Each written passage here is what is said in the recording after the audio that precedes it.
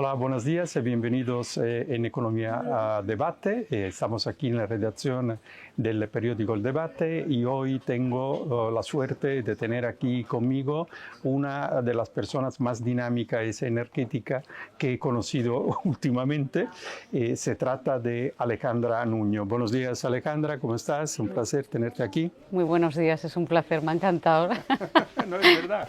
Pero bueno, yo creo que es verdad, ¿no? Eso ha sido una de las motivaciones por la cual me encanta tenerte aquí y charlar como ese espacio indica, ¿no? De economía, de empresa y también un poco de geopolítica, porque la geopolítica tiene mucho que ver con el impacto luego sobre sociedad e empresas, ¿no? Bueno, dos palabras sobre ti, ¿no? Entonces, Alejandra, tú eres una consultora, has fundado una compañía que se llama Materia Relevante, una consultora estratégica, eres una socióloga y por lo tanto te interesas a lo que son las tendencias de futuro de la sociedad y de la economía, porque luego la sociedad no se rige si la economía no es productiva, te ocupas de productividad y al mismo tiempo tienes también una visión geopolítica. Participas a muchos debates en televisión, en radio, vamos, estás acostumbrada a estar con micrófonos, contribuir y aportar. Por lo tanto, yo diría que podríamos empezar con una pequeña análisis muy sintética, ¿no? Que hemos pasado de la cooperación y la colaboración, que era el elemento clave de la globalización, a la independencia y la autonomía, que es el resultado de una ola de retorno de la globalización que se puede leer en varios momentos históricos, desde la crisis del subprime al COVID, a la guerra de Ucrania y ahora al tema del estrecho de Hormuz, donde hemos aprendido varias cosas, ¿no? Que la globalización, en la globalización las crisis son globales, entonces esta es una de las debilidades de la globalización. Hemos aprendido que la energía, los recursos naturales o las materias primas, las tierras raras y tal, son fundamentales, sobre todo por el desarrollo tecnológico, el desarrollo económico y también de defensa de los países. Hemos aprendido que también la geografía tiene mucho que ver. La geografía puede ser un arma. El estrecho de Hormuz es como hemos aprendido que la cadena de suministro, si no es corta ahora, empieza a ser un problema, ¿no? Y el costo energético, un problema también de competitividad empresarial. Bien, dicho todo esto, las empresas en este momento, ¿qué problemas están teniendo? Y en función del hecho que tú haces consultoría estratégica y te ocupas de productividad, ¿cómo las ves en este momento y qué aconsejarías al mundo empresarial en este momento? Bueno, lo primero, el contexto que acabas de decir es una realidad. Yo creo que desde luego desde el siglo XX a nuestros días, ¿no? Y muchos economistas, amigos nuestros, además, compartimos una visión positiva, porque evidentemente la transformación que hemos visto en los últimos años ha tenido un impacto muy positivo en materia de bienestar, y no solamente a nivel productivo y económico, sino también en el día a día, ¿no? Y muchas veces damos por hecho, luego de repente viene un apagón y nos damos cuenta de las dependencias que tenemos, pero evidentemente vivimos en sociedades desarrolladas y además con datos globales que son positivos. Por ejemplo, en materia de pobreza global ha bajado muchísimo a nivel porcentual, etc. Ahora bien, diciendo todo esto, y en los últimos años que hemos ido encadenando crisis y crisis como nunca antes lo habíamos pensado, desde luego estamos viendo, ¿no?, la otra cara de la moneda. Entonces, yo, en materia de qué le diría a la empresa, cuáles son los grandes retos que tenemos, para mí, si mirásemos España, a ver por dónde empiezo yo ahora, ¿vale?, a organizar lo que te quiero decir, pero yo creo que nosotros tenemos un gran reto de siempre adherido a nuestra cultura, que es que cuando alguien habla mal de España, normalmente es español.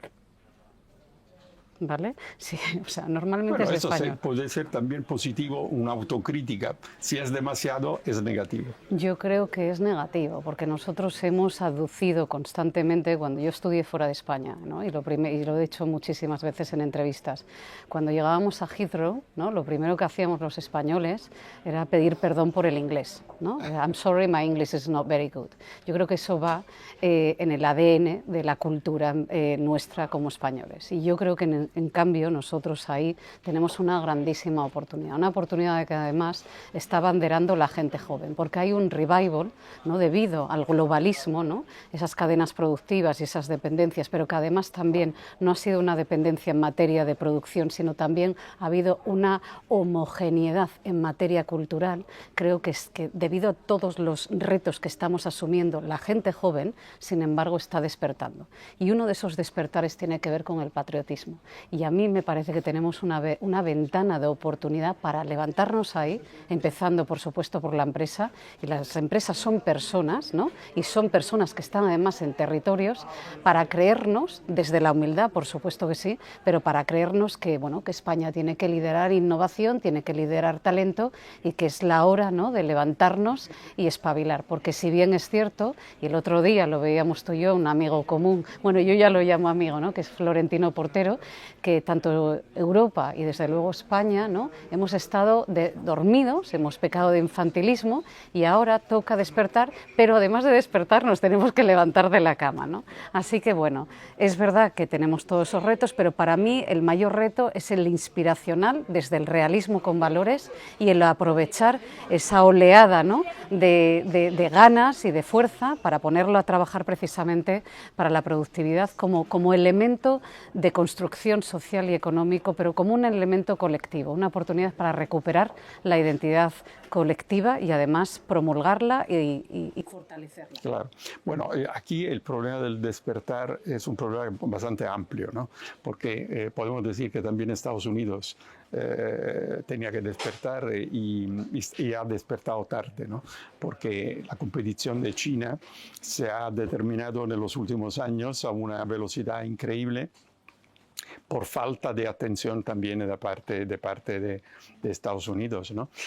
Cuando China ha entrado en África, ha entrado en América Latina, el mismo Estados Unidos ha descubierto que el estrecho de Panamá era en manos de los chinos. Quiero decir, esto hace que efectivamente el mundo, el globalismo, entendido en la globalización, ha tranquilizado demasiado quizás todos pensando que todo se había arreglado con el comercio y con la relación multilateral y además ventajas recíprocas, ¿no?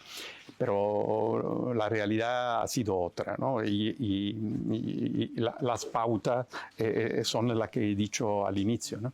Entonces ahora Estados Unidos tiene que despertar y tiene que actuar una política, decidir qué tipo de política. De fondo es bastante clara, pero no lo es del todo todavía, al menos en la postura del presidente americano. Europa tiene que despertar, porque Europa además se encuentra en una situación mucho más complicada de Estados Unidos, porque está entre Estados Unidos y China, y luego España es uno de los países europeos, de los, digamos, más importantes países europeos, que tiene un papel que jugar también dentro de Europa y para los mismos españoles, ¿no? Eso es quindi estamos de acuerdo que aquí se trata de despertarnos, levantarnos de la cama y actuar.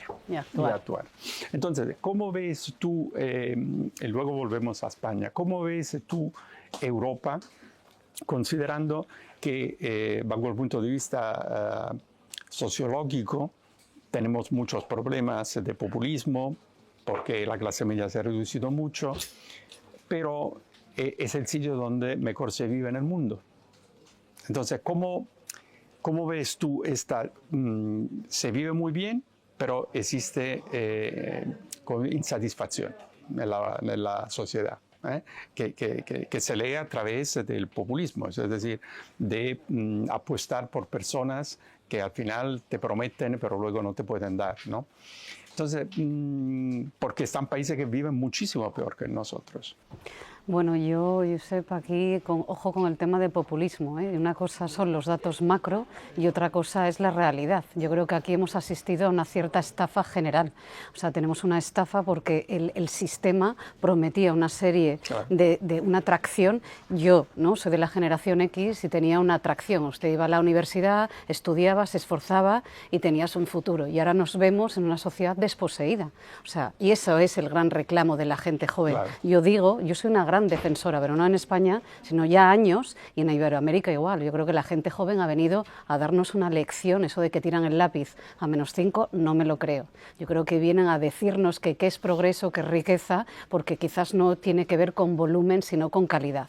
Entonces, en materia de populismo, no creo que sea populista hablar de que, a pesar de lo que decíamos al principio, ¿no?, de esos datos, y que verdaderamente el sistema obviamente ha dado un crecimiento extraordinario y que fruto de ello estamos aquí, pero la realidad es que a día de hoy, en el 26, España, por ejemplo, si nos vamos, ¿no?, a nuestro país, estamos con la tasa mayor de paro juvenil. Esta es una realidad y no hemos ni entrado todavía en todas las consecuencias de la IA.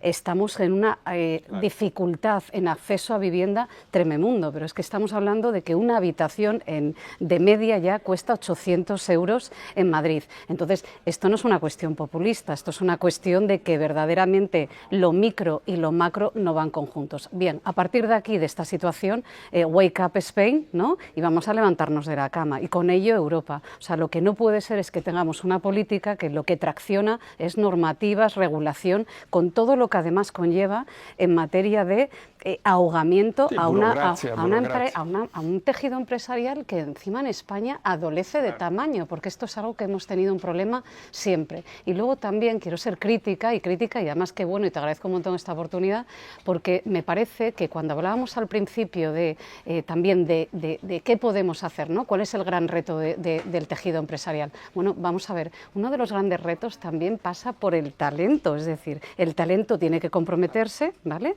Tenemos que tomar conciencia de ese concepto de progreso y de riqueza en materia, no de volumen, sino de calidad, pero ojo, el compromiso tiene que ser mutuo, es decir, yo me comprometo, pero también tenemos que empezar a traccionar hacia economías de valor, ¿no?, y a competir por innovación. Y yo creo que muchas veces, ¿no?, el otro día escuchamos a un expresidente que decía, por favor, el que pueda, que haga, ¿no?, que cuántas veces, yo no hablo de la microempresa, yo te hablo de grandes compañías, y esto a lo mejor puede parecer populista o de no sé qué cierto halo político, que por cierto nada más lejos de la realidad quien descargue un poco en mi bio, pero que muchas veces es que siempre estamos con el chocolate del loro en materia de talento.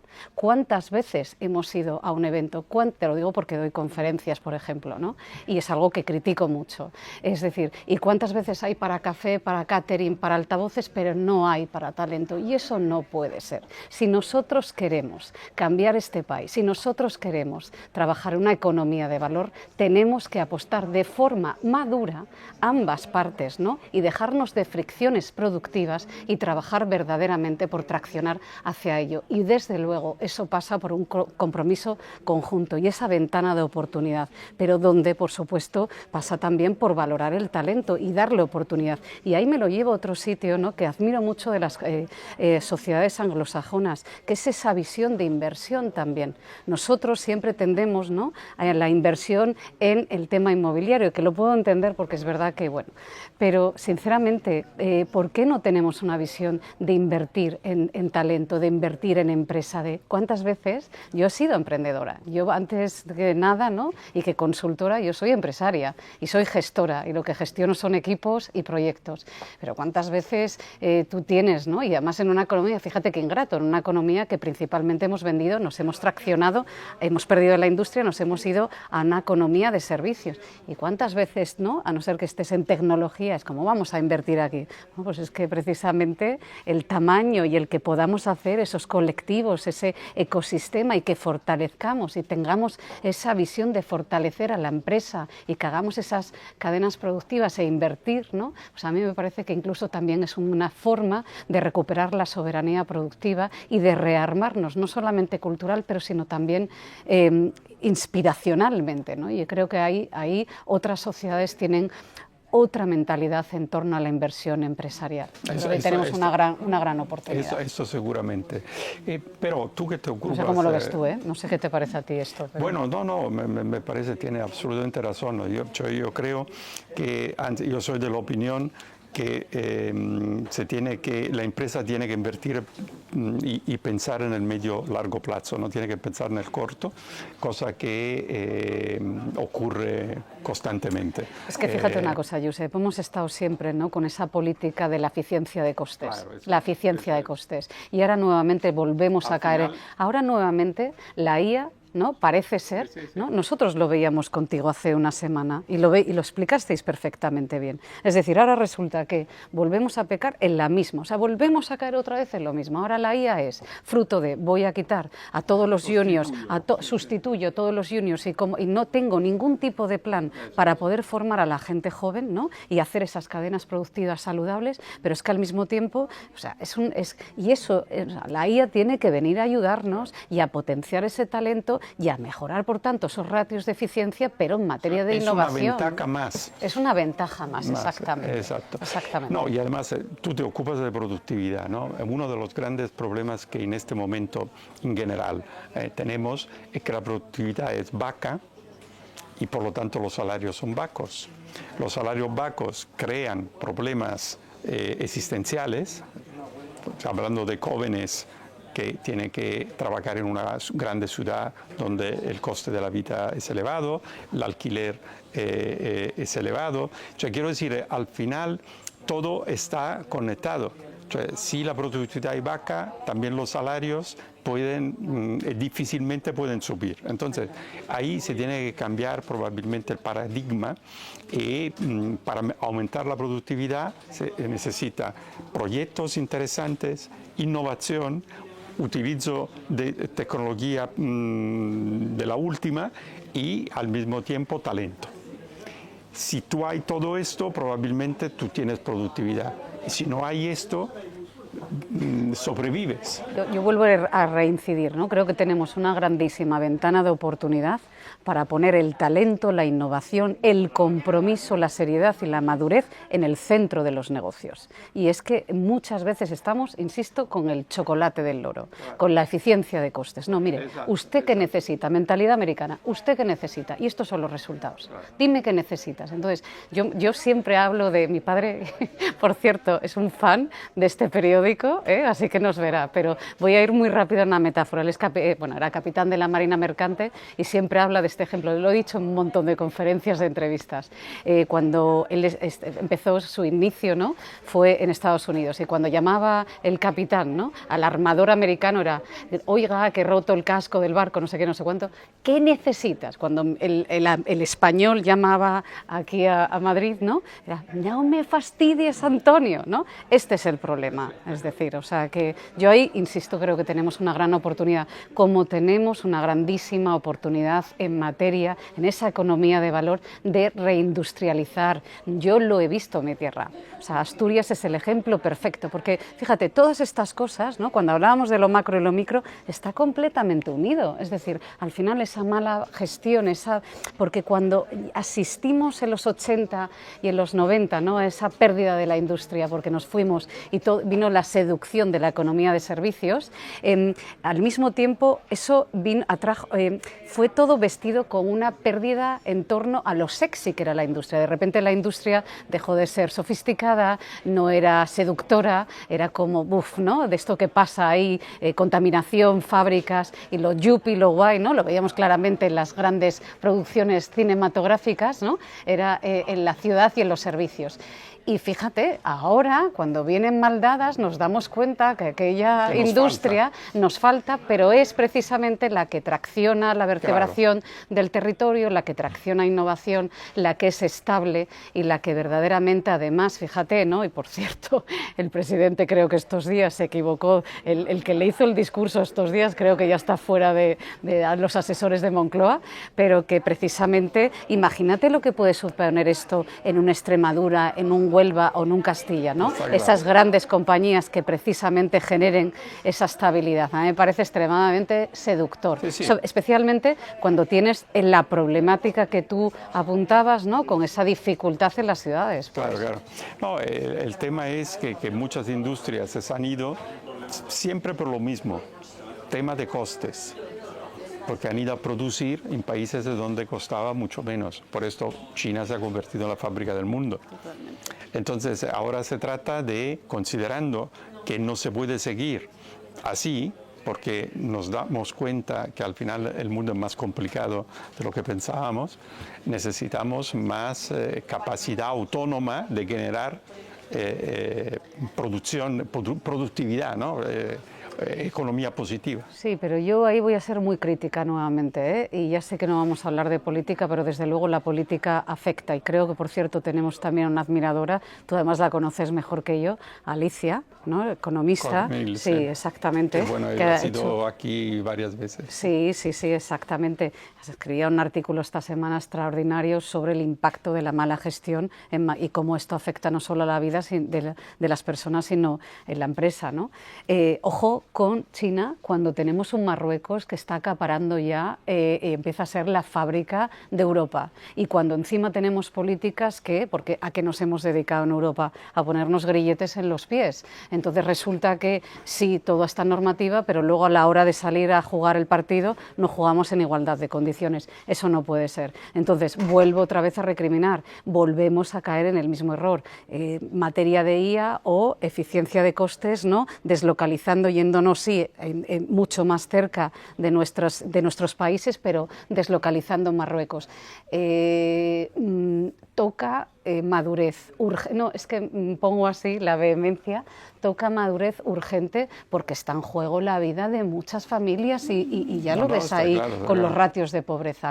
Yo, si bien es cierto que soy muy optimista y creo que tenemos una gran oportunidad y que además yo hablo del concepto de sociedad kilómetro cero, que es esa sociedad que busca esa productividad más cercana y inteligente y protegida, ojo, porque pueden venir muy mal dadas y ya no hay tanto margen de maniobra, Josepa, y tenemos que ser muy inteligentes. No, y además rápidos. Y rápidos, exactamente. Tú hablas, he leído algunos artículos tuyos y tal, ¿no? Y hablas de patriotismo económico.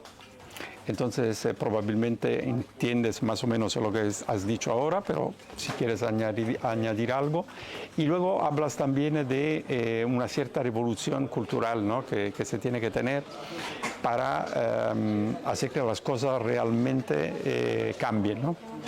Bueno. Entonces, considerando que tenemos, por ejemplo en España, ¿no? Tenemos universidades estupendas, mucho talento que sale de estas universidades y tal, pero esto luego no vemos que muchas veces se convierte, ¿no? En un empuje, ¿no? Bueno, a ver... ¿Cómo lo ves tú? Muchos temas aquí. Mira, lo primero, en cuanto al tema del patriotismo económico, ojo, porque muchos podrán pensar que es una rivalidad, ¿no? O que va en contra de un liberalismo económico. Yo simplemente... Es un soberanismo. Exactamente, no. Son diferentes. Yo creo que tenemos que aprovechar y que es el momento. Es una cuestión de justicia social, económica, productiva y en toda, incluso histórica, te diría. España, dentro de esa política serena, humilde, pero tenemos que situarnos. Eso toca situarse. No puede seguir que estemos todo el día jugando contra casa. Eso no puede ser. Claro. Entonces creo que justamente ahora tenemos una grandísima oportunidad. Es decir, oye, vienen mal dadas, vamos a darle la vuelta, porque además tiene siempre el efecto. No basta que tú quieras prohibir para que no haya un resurgimiento a nivel cultural. Entonces, sí, como hemos dicho, hemos perdido esa industria, hemos estado jugando siempre con el complejo, pues ahora es tiempo de perder complejos desde la madurez y promover como salud social y productiva un patriotismo y que no deja de ser un proteccionismo inteligente y una forma de promover el pensamiento crítico. Es decir, oye, Europa sí, pero Europa vamos a ver en qué jugamos, porque si resulta que Europa va a ser que estamos jugando los unos con los otros, nosotros, perdona que te diga, pero yo esta partida no la voy a firmar. Y es que toca poner las reglas, y toca ser maduros, comprometidos, pero toca también exigir. Y en este sentido, creo que... ¿Eres positiva o...? Soy positiva porque creo en la valentía de plantarse, sin complejos. Me da igual cómo se llame, no voy a ponerle las etiquetas, pero algunas empiezan por U, otro empieza por E y sigue por X y lo que tú quieras.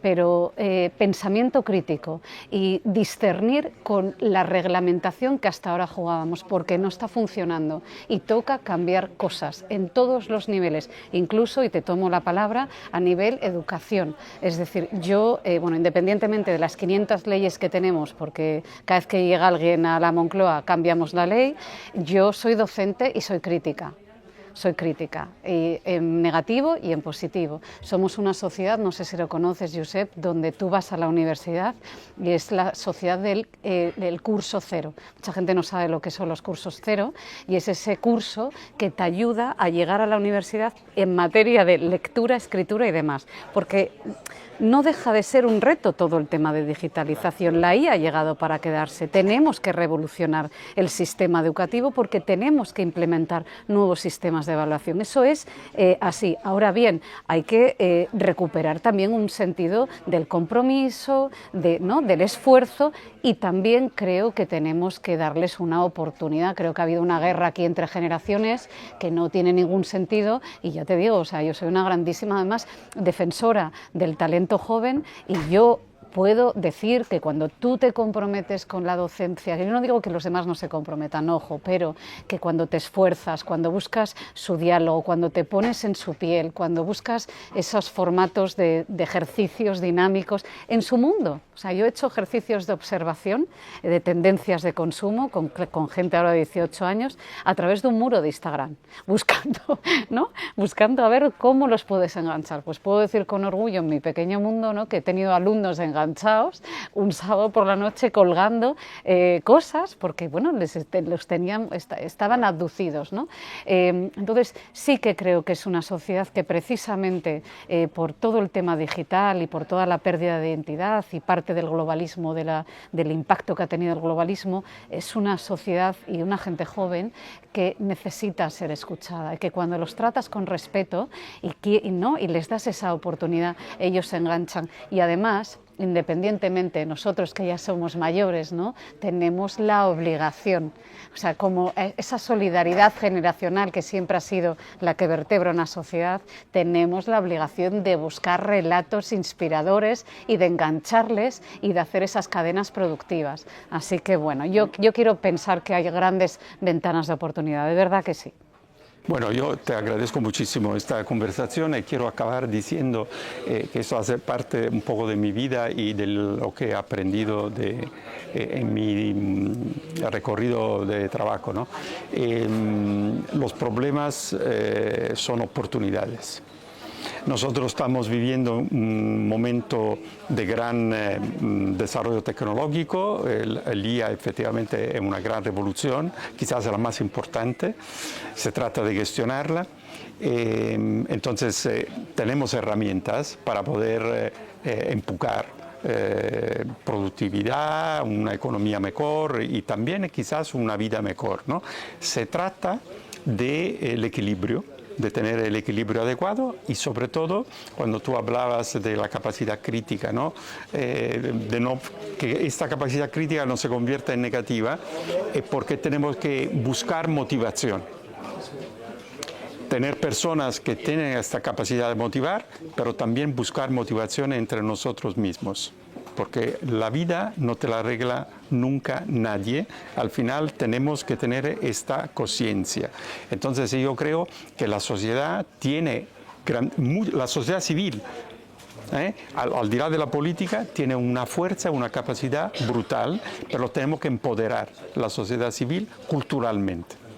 Porque la iniciativa personal hoy, a raíz de todas las herramientas que tenemos y que nos permiten de nuestra casa de escalar un negocio a nivel global, ¿no? Que la gente se meta con eso. y que crea en sus capacidades. Comunque te agradezco muchísimo esta conversación, sobre todo en un momento, repito, que parece de gran confusión, que lo es, de gran confusión, pero que tiene también vías que pueden ser de grandísima oportunidad que tenemos que aprovechar. Muchísimas gracias a ti, Gracias gracias a este medio por generar debate, nunca mejor dicho, y pensamiento crítico. Gracias. Muchísimas gracias.